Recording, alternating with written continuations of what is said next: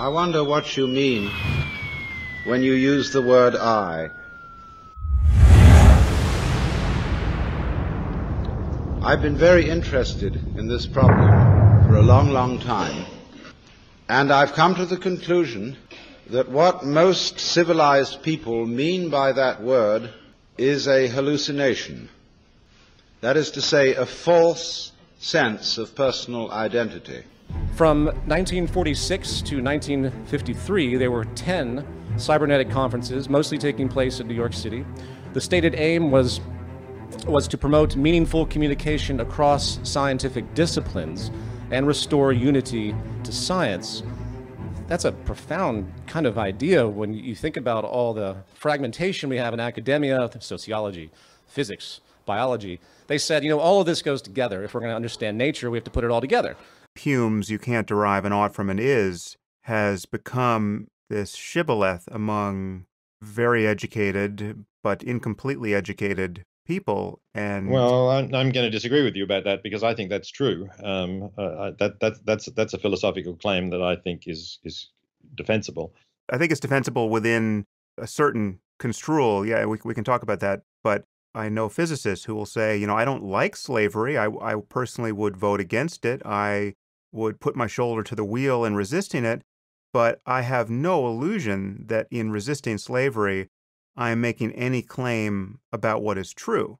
There's just no place to stand in science to make those claims with respect to morality. And so what that does is that divorces morality from any conception of the well-being of conscious creatures like ourselves. And it's claiming that no matter how far advanced we become in understanding well-being and the possible experiences that suitable minds can have, we will never know anything about what is better or worse in this universe. They all came from diverse scientific backgrounds to, among other things, better understand how their fields fit together as a single discipline, as I said. And to give a sense of how advanced this thinking was, the very first conference focused on cognitive science as a middle ground, if you will, including such themes as self-regulating and teleological mechanisms, simulated neural networks emulating the calculus of propositional logic, anthropology and how computers might learn how to learn, and other extremely intense ideas of merging different disciplines and thinking about how they evolve together. This is just amazing for 1946, again, because it's the year that the very first computer was created, the ENIAC, that giant computer. And these people immediately knew what the computer symbolized as a cybernetic organism, as it were. Anthropology as related to how computers might learn how to learn. That's really forward thinking for this period of time. But we have to say, well, what is that judgment that it's better? I think it's a judgment that we use our reason to get at. So I think that we have normative reasons, even if we didn't use the word ought, even if we decided that the institution of morality is not one that we want to be part of. I think we'd have to say, do we have reasons for acting to bring about the happy world that you described rather than the miserable world that you described?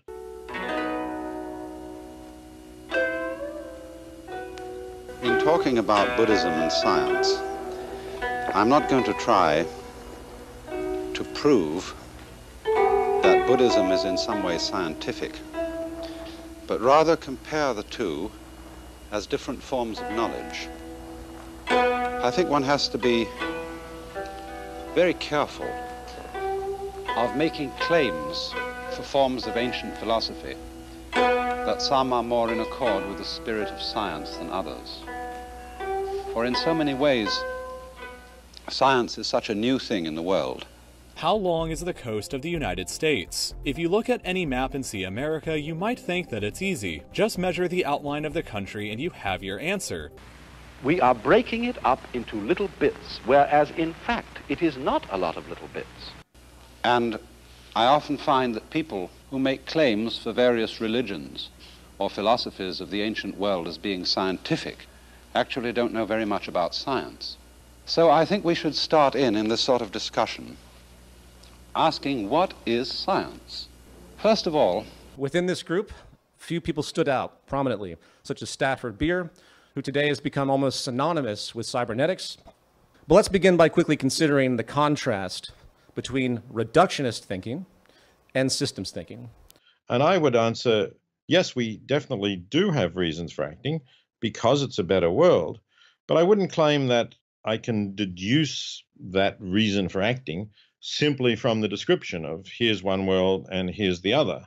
There has to be, it's not just a description. There has to be, as I say, something normative, by which I mean reasons that ought to move a rational being towards choosing one world rather than the other. Right. Well, I would fully agree with that, except the reason why the is-ought dichotomy is uninteresting to me is you can't get to any description of what is without obeying certain oughts in the first place. I mean, so you have to pull yourself up by your bootstraps at some point. And so, you know, logical intuitions are not self-justifying. Is we are making a very, very abstract model of the way in which that line is shaped or in which that flea is crawling. So the universe just becomes a series of parts, a collection of objects, when the universe is really a collection of systems. Science is a method of description. If we have a form of this kind, a rather wiggly form. Several people and organizations have already tried this, though, like the Congressional Research Institute that calculated it to be 12,383 miles. As I've sometimes said, the natural world is full of wiggly forms. A second study from them that changed it to 29,093 miles. The CIA puts it at 19,924 miles. But by treating it in this way, as if it were broken up into bits, we are measuring it, we are making a Maya. And a study from NOAA calculated the shoreline to be 95,471 miles. A way of projecting. You see, this thing, it comes out of our minds. You may have noticed that all of these numbers are different, which is weird because they're all just measuring the same coastline. And we project it upon nature like this, and break nature into bits. So what's going on? Let's move over to a smaller country like the United Kingdom and measure the coastline of Great Britain to get a clearer picture. Point of confusion that I think you and I got bogged down by the first time around was in a very different definition of the word science. I mean, I was always using science in a much more elastic sense to coincide much more with the way you're using the word reason.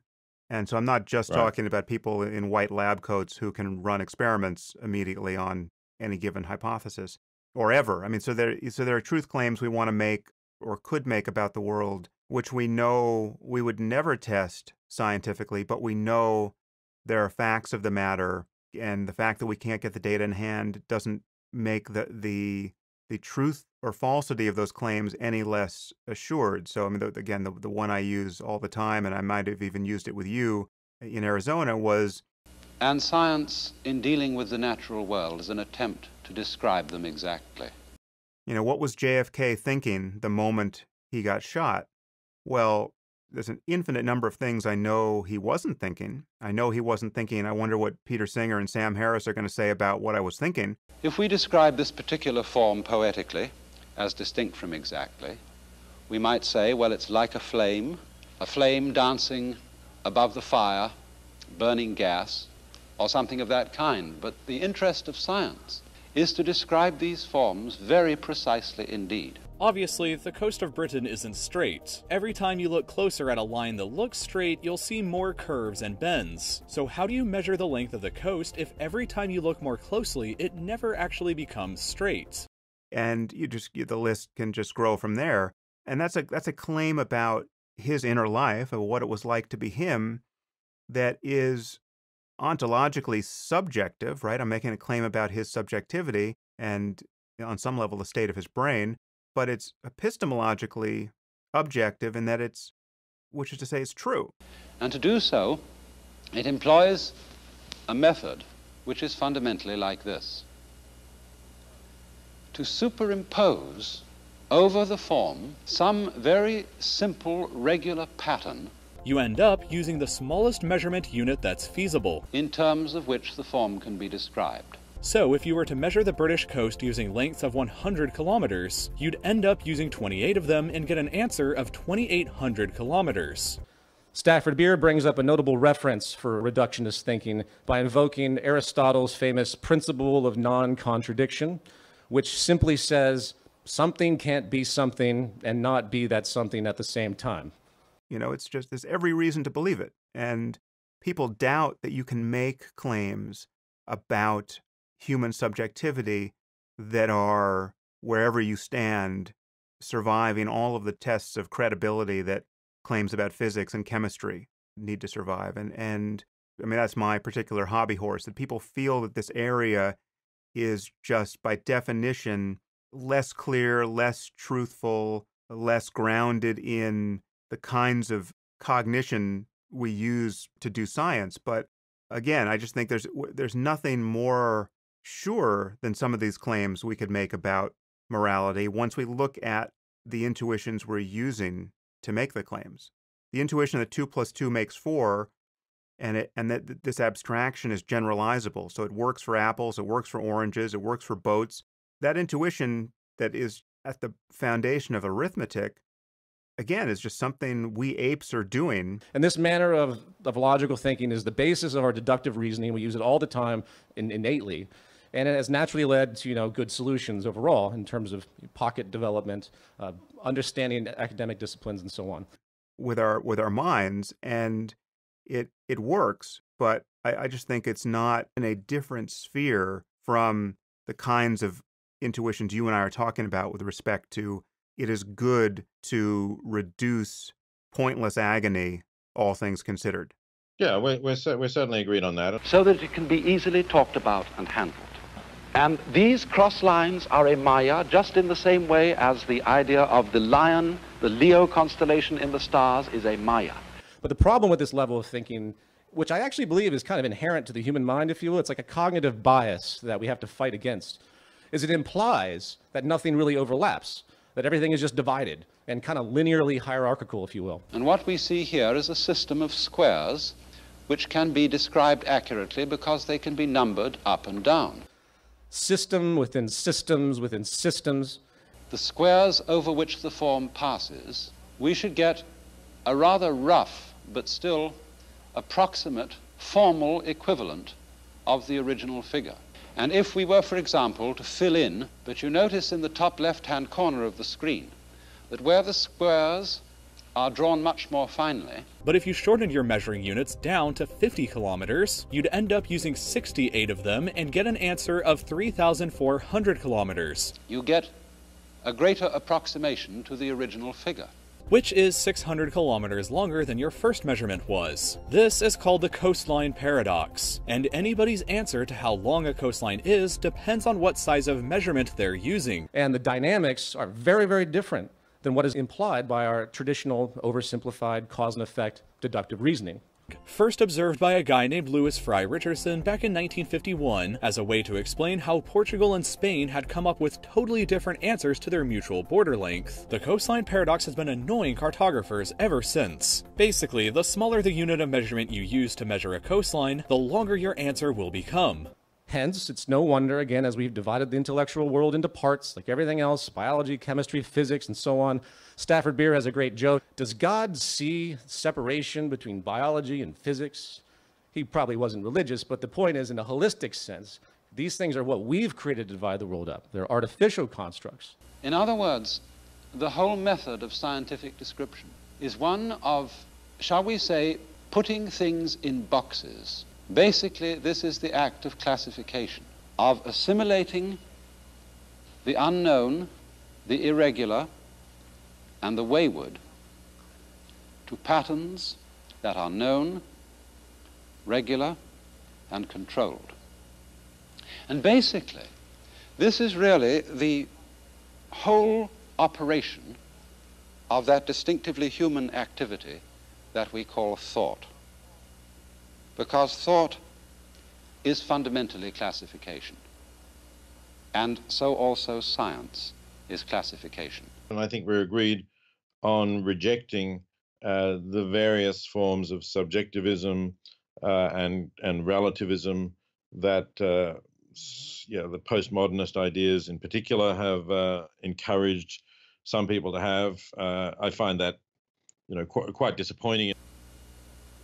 If you read older works of science, works of, say, natural history, and zoology, you will see that the primary concern of the scientist was to classify the various species of nature, the various types of butterflies and insects, the various forms of rocks, the various varieties of plants, and to get them all into classes, like animal, vegetable, mineral, and all their innumerable subdivisions. And so, thought fundamentally asks of classes, is a given natural phenomenon in that class, or is it not in it? The question is always, as we say slangily, is we is or is we ain't? And this method of classification is not only basic to thought, but in a way, it's basic to the operation of the human nervous system. For of each one of the neurons that compose our nervous system, it can be said that it has only two states, a state corresponding to yes and a state corresponding to no, like an electric current is either on or off. And in the same way that, for example, the television camera scans a given scene, such as my face, and sends impulses along a wire to the transmitter and then to your set. These impulses are fundamentally of a yes or no character. And the structure of the screen at which you are looking is something like that grid structure which I showed you a moment ago spread over the black flame.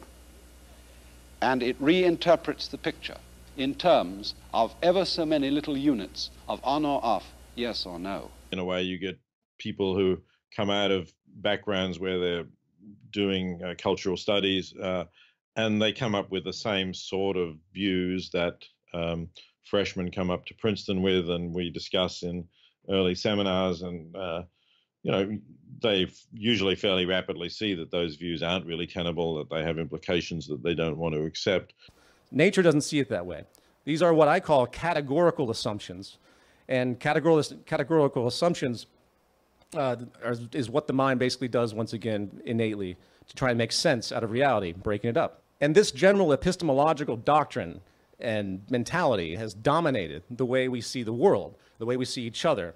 In the same way, in fact, if you look back at old religious beliefs in political economy or just general philosophy, how that dominated, the Middle Ages and very long periods of time.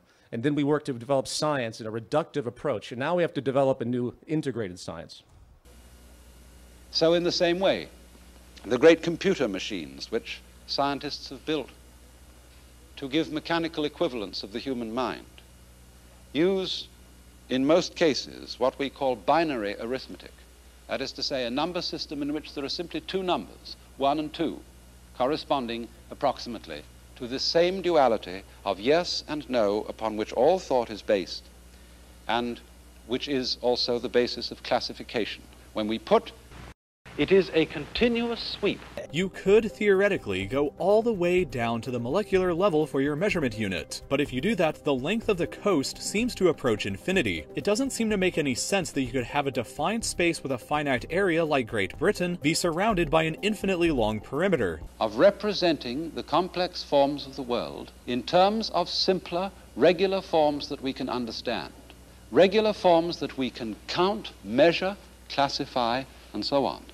And in this way, we get a well-controlled description of physical reality. But there are certainly more sophisticated forms of that kind of relativism and subjectivism that are still around. So you could say that, in a way, science is the art of definition. And I think we're agreed that ethics is a field in which there are truths. Exactly, how we classify those truths is a fine point. In other words, when we put phenomena into mental boxes, when we class them, the fundamental question is it in this box or is it not in this box? And this is the basic principle of science, which it elaborates in the most marvelously complex ways, of getting things down, as we say, in black and white. But I think probably it needn't really delay us any longer. I think we've clarified where we are. A plant is understandable as something growing out of the earth because it's rooted. But human beings wander about on legs. We don't seem so stuck to things as plants do, and therefore we have delusions of separation. Who is it that knows there is no ego? And you must realize, you see, that this is a problem created linguistically. But when you zoom in closer, Norway's coast gets pretty wild. Just look at all these nooks and crannies and islands and fjords. The CIA puts the total length of this coast at 58,133 kilometers, which, if you stretch that out all in a vertical line, would circle the entire Earth at the equator almost 1.5 times. If you want to kill your entire weekend and see the coastline paradox in action, try measuring the Norwegian coast from the south all the way around to the border with Russia, and put a comment down comparing your answer with everybody else's. Of course, if you want to do this, or any other coastal measurement, you'll need an understanding of geometry, algebra, and fractals. I explained that language based on the sentence, composed of subject, verb, and predicate, contains the hidden belief system that events are started by nouns, by things. And so it's very important to understand that in the real universe, there are no things at all. And this startles people, because we think of the universe as the sum total of things. On the other hand, there's the Dutch, who have been adding land to their coastline now for over 700 years. The point is, Earth is constantly evolving, so good luck going out to a coast with a microscope and measuring the length that way. Just take a look at this list from the CIA World Factbook on the countries with the longest coastlines for a few surprises. Every number you see online or in a book for how long a coastline is basically just a guess or an estimation. The true value is impossible to know, and that is the coastline paradox. But when you go into the question, what do you mean by a thing? You ask children this question, what do you mean by a thing?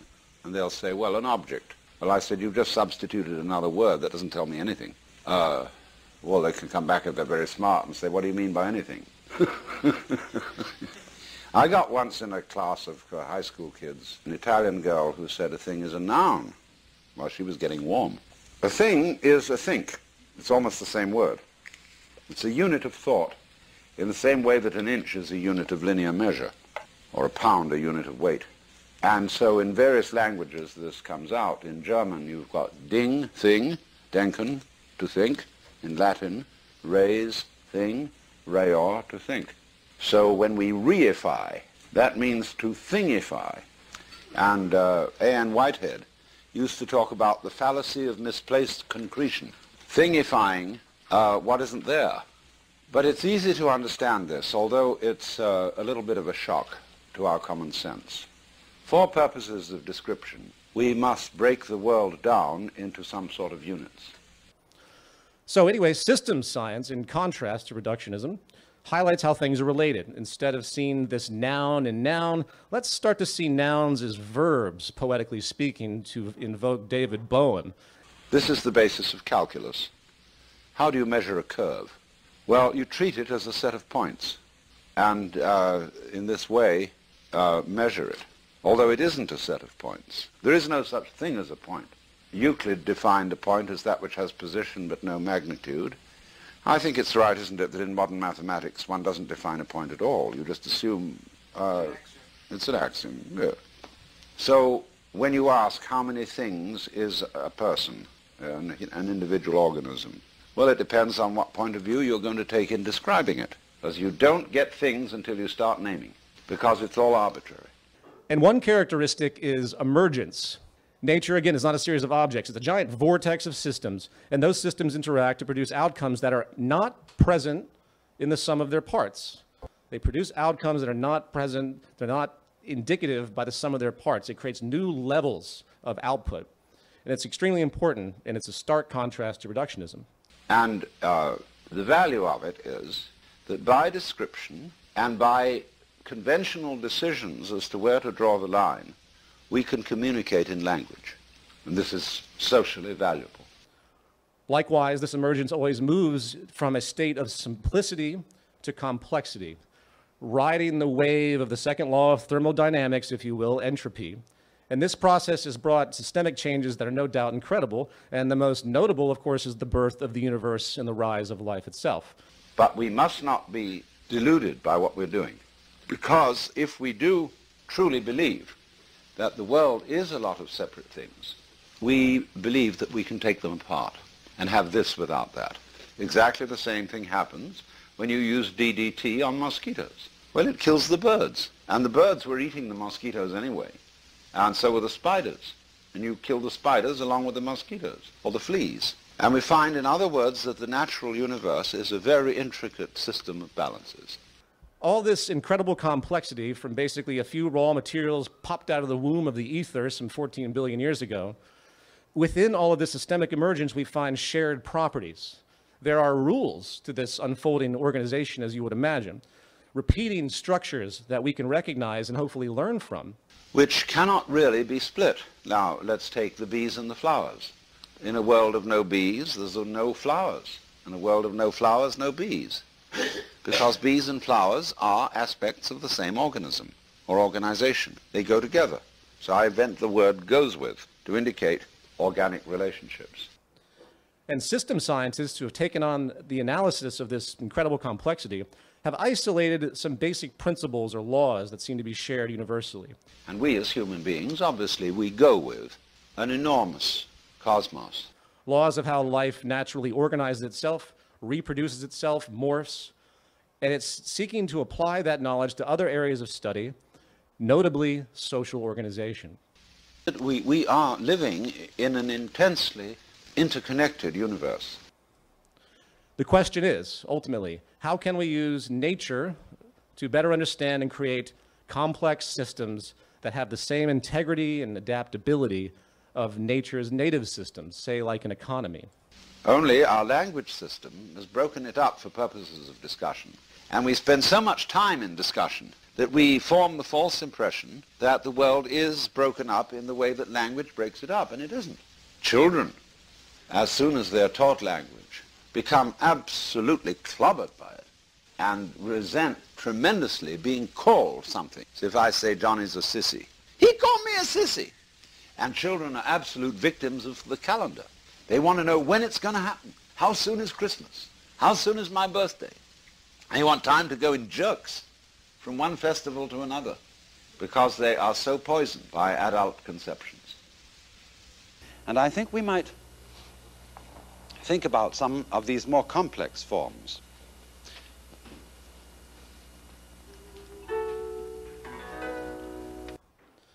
Or, put in terms of cybernetics, how do we create what's called viable systems once again?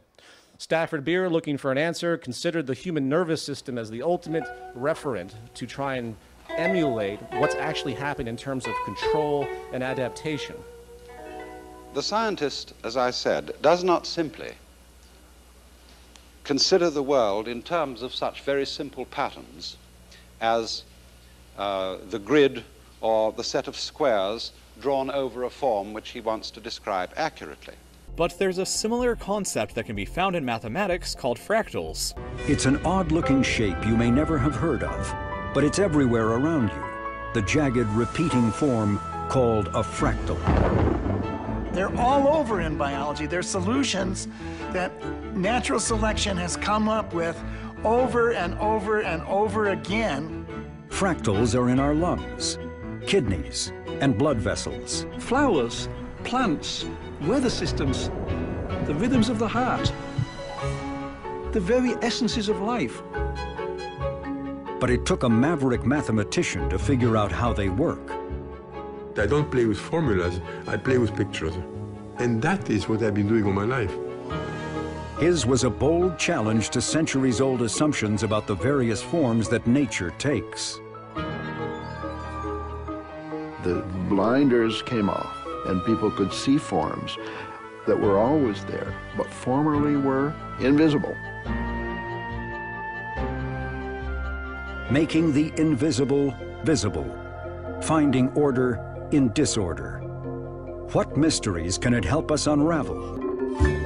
You can see it in the clouds, in the mountains, even inside the human body. A coach snowflake is probably the easiest way to visualize this concept. So imagine a triangle with equal sides of 1. Put another triangle on each side with equal lengths of 1/3. You can keep repeating this process forever, and if you zoom in on the snowflake, it essentially goes on forever. When you zoom back out to the original starting point, you're left with a shape that has a finite area, but an infinitely long perimeter. A lot of coastlines around the world have similar properties to this. So you can keep zooming in and zooming in on the coast of Britain, and the coastline will continue to look roughly the same, no matter how far down the rabbit hole you go. As mentioned previously, you'll eventually hit the molecular level if you zoom in far enough, and you'll be measuring a beach by counting atoms. If you did this forever, you'd find the coast of Britain to probably be millions of kilometers in length, which just isn't very practical or easy to understand. There's also the minor problem that coastlines tend to change all the time with erosion. Every time a wave crashes on a beach, its shape is changed by a little, and that is really hard to accurately pin down. Our system maintains homeostasis or balance automatically when it's faced with problems. It controls your blood pressure, it controls your temperature if you're hot like I am right now because of your terrible humidity. And what Beer found, building upon the work of many, is that there are a number of characteristics that are present in every kind of living system and every kind of man-made system that actually works. The key to fractal geometry, and the thing that evaded anyone until really Mandelbrot sort of said this is the way to look at things, is that if you look on the surface, you see complexity, and it looks very non-mathematical. What Mandelbrot said was that think not of what you see, but what it took to produce what you see. And the presence and proper calibration of these features determine whether or not it's going to be viable or effective. So if we're going to make man-made systems, we have to have a proper referent to do it right, to make it actually functional in the long run and have less negative artifacts or externalities and so on. So first, and most broadly, a viable system actually has a high degree of autonomy. It's not fully autonomous, of course, as nothing is in nature, but it contains internal mechanisms that regulate its own behavior, like the human body. And the more autonomy it achieves, while still existing in balance with its environment, the more viable it is. So the second issue, viable systems are what's called recursive.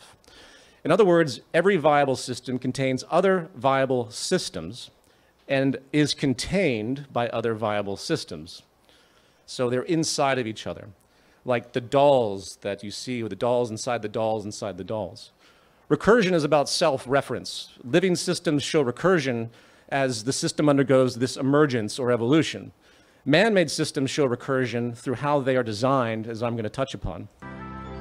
It takes endless repetition, and that gives rise to one of the defining characteristics of a fractal, what mathematicians call self-similarity. In nature, fractal geometry and self-similarity is a good example, where you see a tree, and the tree grows in a pattern which kind of looks like it's creating other small trees or branches. The main idea is always, as you zoom in and zoom out, the objects look the same. If you look at something at this scale, and then you pick a small piece of it and you zoom in, it looks very much the same. The whole of the fractal looks just like a part, which looks just like the next smaller part. The similarity of the pattern just keeps on going.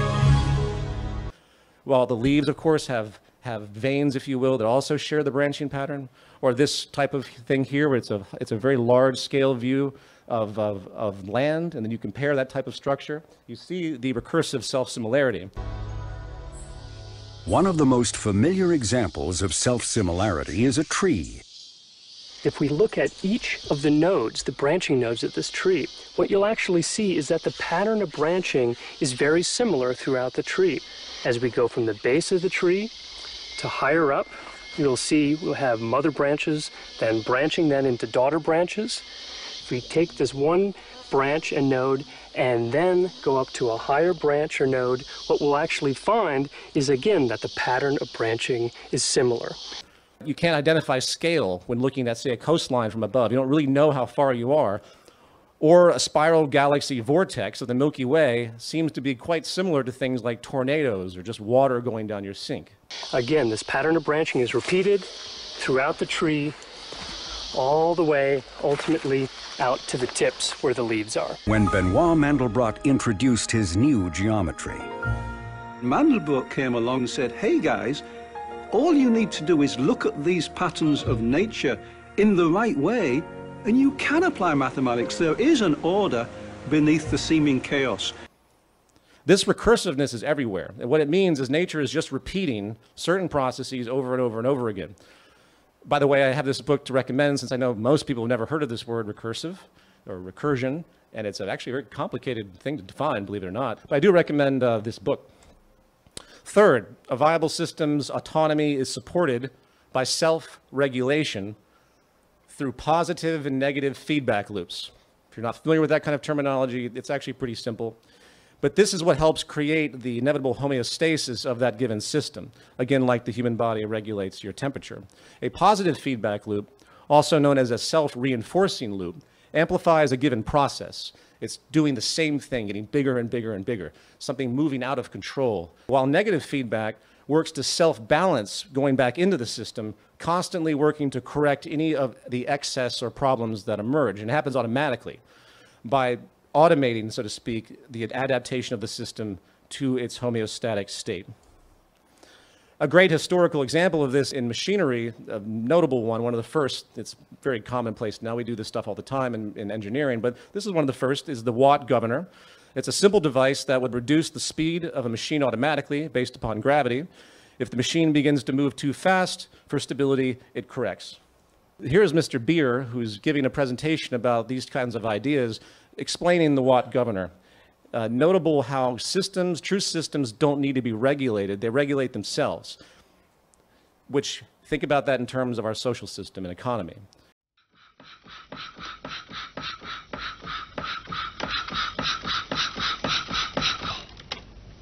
The important thing to realize about systems is how they are controlled.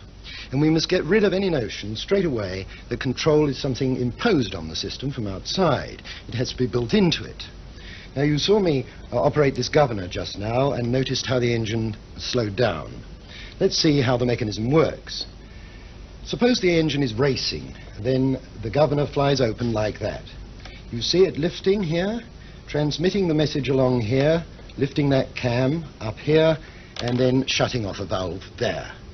That is built into the system. It's called feedback, and feedback is ubiquitous in control systems. In control systems is what he said. Now, that might seem like a kind of an abstract thing to show, simple machine, mechanism that gets pushed to a certain point and it corrects the machine by nature. It's in balance with itself. But this is precisely the kind of thinking that needs to be applied to social change in terms of how we organize society. Do we need tons of increased security, police and military and law out there? If we have all of that, clearly something's wrong with the system is what is implied here. And there's a lot of thought that can be put into that very notion. It's very, very important. And fourth, building upon the prior system of feedback, is the system must conform to what's called, in conjunction with the author, Ashby's law, which is the law of requisite variety, which says only variety absorbs variety. Put another way, the variety of the regulator has to match or exceed the variety of the system. Variety means complexity. For example, when a country's central bank, Canadian system is pretty much the same as the US system. What do they do when they're regulating the monetary system?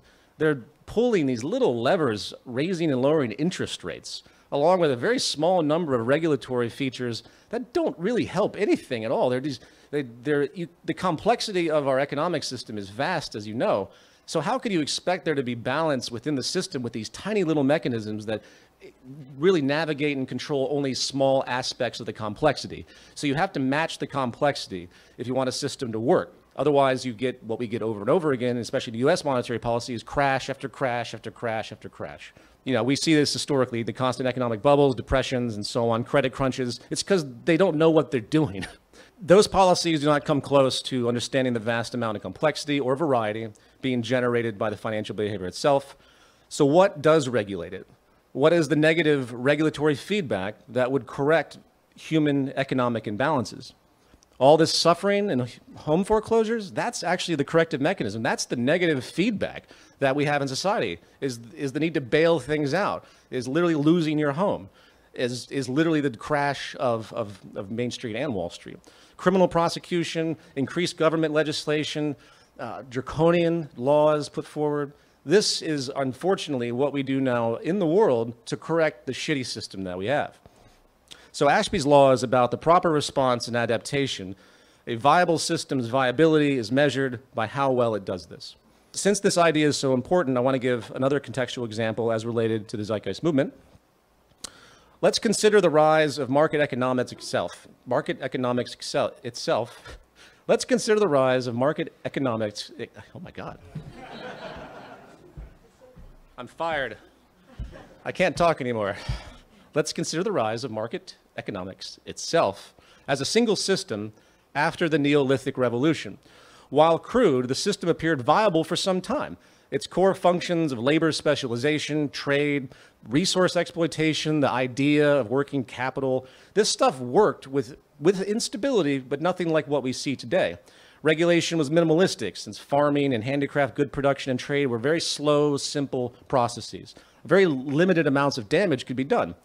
However, like the discovery of oil, which was extremely impactful, of course, for the time, you know, incredible what we did with the discovery of oil, but like the market system, it faces future adaptability problems. Burning fossil fuels is now destroying the atmosphere and polluting the environment to the extent that we simply can't keep up with it. We can't keep up fixing it with the negative feedback loops at the same rate. So the only management solution is to simply stop using this stuff, since the environment certainly isn't going to change its mind.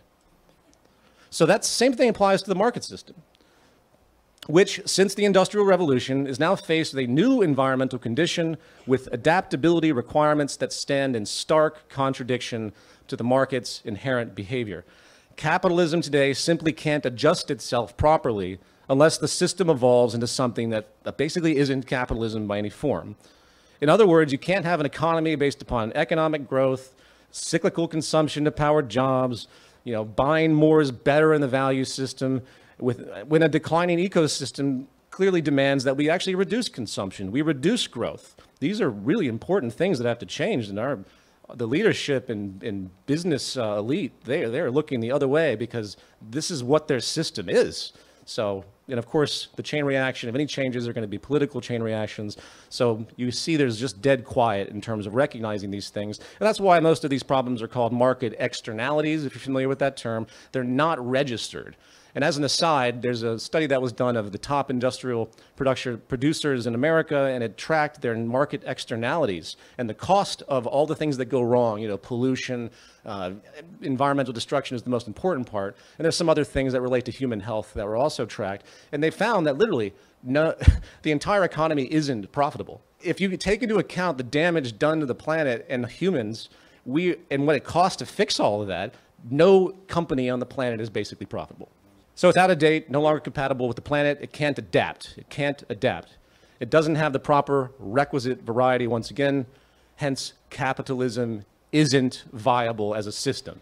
And by the way, I strongly encourage that if you find yourself, you know, with this hideous cliche debate between someone yelling at you that you're just a socialist or a Marxist, and they create this duality as if that's all there can be in this boxed categorical thinking once again, I suggest you throw this perspective at them. It's not about isms anymore. It's about what works and what doesn't work. It's about what's viable. And this is the conversation that needs to be put forward from the ground up. It's technical. It's very hard intuitively to grasp this in the way that's required.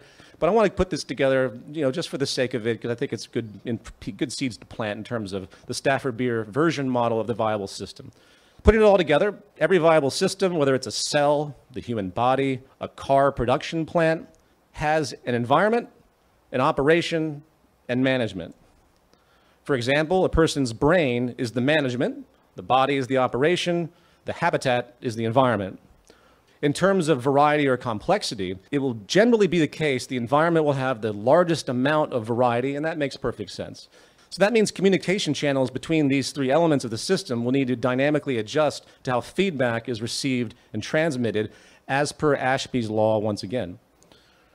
What I mean by this is information flow can be enormous for any complex system, and there needs to be a way to filter out information. That's part of the process. You have to reduce the variety in a strategic way. The human brain, the manager of the human body, does this by prioritizing needs of the operation, the human body.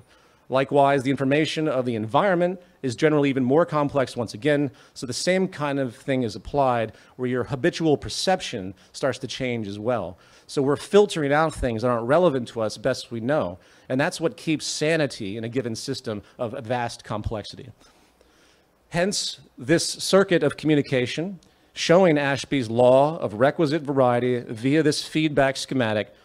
Again, since this is tedious, if you want to learn about more, I strongly suggest looking up Rosh Ashby's work. And one thing he did to symbolize all of this early on in the mid-20th century, he invented the Homeostat machine.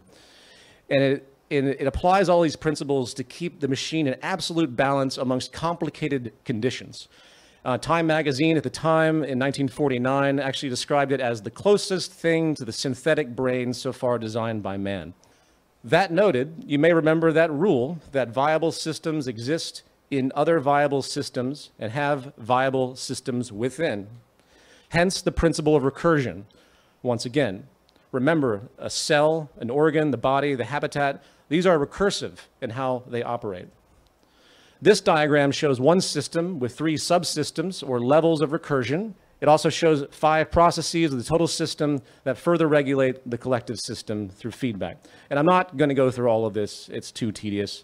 So I want to talk about this project that Stafford Beer put forward in 1971 when he was hired by the newly elected, democratically elected president of Chile, Salvador Allende, to build a cybernetic system to assist his new economy, called Project CyberSyn.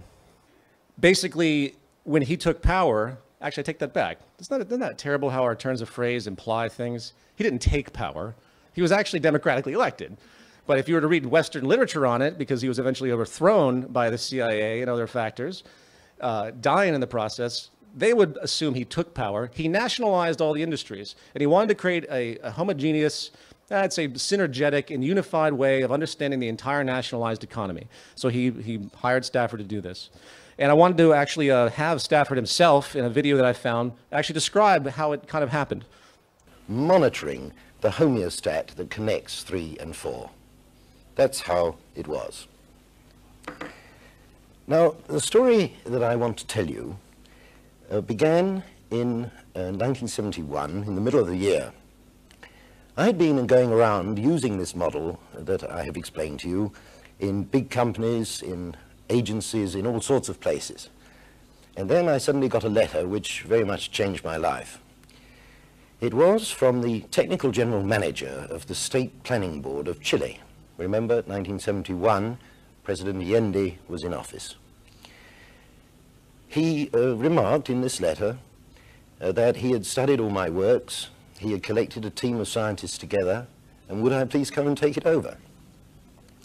I could hardly believe it, as you can imagine. But this was to start me on a journey which made me travel 8,000 miles over and over and over again. I was commuting between London and Santiago for 2 years. While that model of the viable system's in your mind, let me tell you what happened when I first explained it to President Allende himself. Allende was a doctor, a medical doctor, as you may know. And therefore it was very easy to explain the model to him in terms of neurocybernetics, as the way of controlling the body. And then I went into the business of controlling the state.